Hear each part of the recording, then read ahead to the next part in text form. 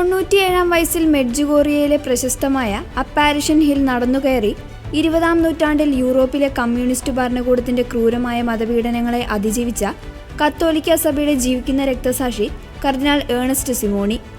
മെഡ്ജുഗോറിയയിലെ മാതാവിന്റെ ദർശനങ്ങളുടെ 45-ാം വാർഷികത്തിന് തലേദിവസമായ ചൊവ്വാഴ്ചയായിരുന്നു ഭക്തിസാന്ദ്രമായ ഈ രംഗങ്ങൾക്ക് ലോകം സാക്ഷ്യം വഹിച്ചത്.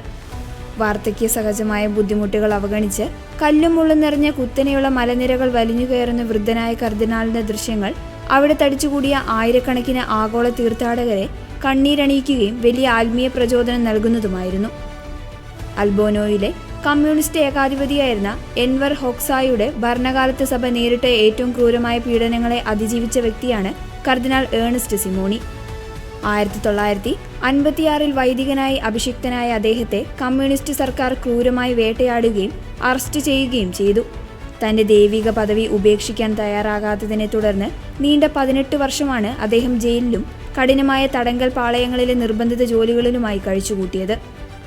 അദ്ദേഹത്തിന്റെ ഈ അചഞ്ചലമായ വിശ്വാസ സാക്ഷ്യം മനസ്സിലാക്കിയ ഫ്രാൻസിസ് മാർപ്പാപ്പ അൽബോനോയിലെ പീഡിപ്പിക്കപ്പെട്ട ക്രൈസ്തവരോടുള്ള ആദരസൂചകമായി 2016-ൽ ഇദ്ദേഹത്തെ കർദിനാൾ പദവിയിലേക്ക് ഉയർത്തുകയായിരുന്നു.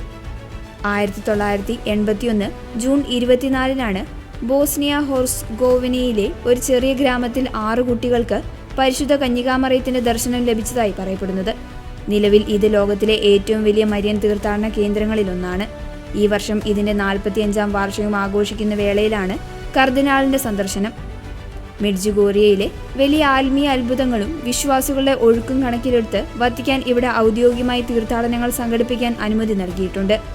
എങ്കിലും ഇവിടുത്തെ ദർശനങ്ങളുടെ അമാനുഷിക സ്വഭാവത്തെക്കുറിച്ച് വത്തിക്കാൻ വിശ്വാസ തിരുസംഘം അന്തിമ തീരുമാനമെടുത്തിട്ടില്ല എന്നും വത്തിക്കാന്റെ അജപാലനപരമായ ഈ അനുമതി ദർശനങ്ങൾ ശരിയാണെന്ന് പ്രഖ്യാപിക്കലല്ല എന്നും അധികൃതർ വ്യക്തമാക്കുന്നു.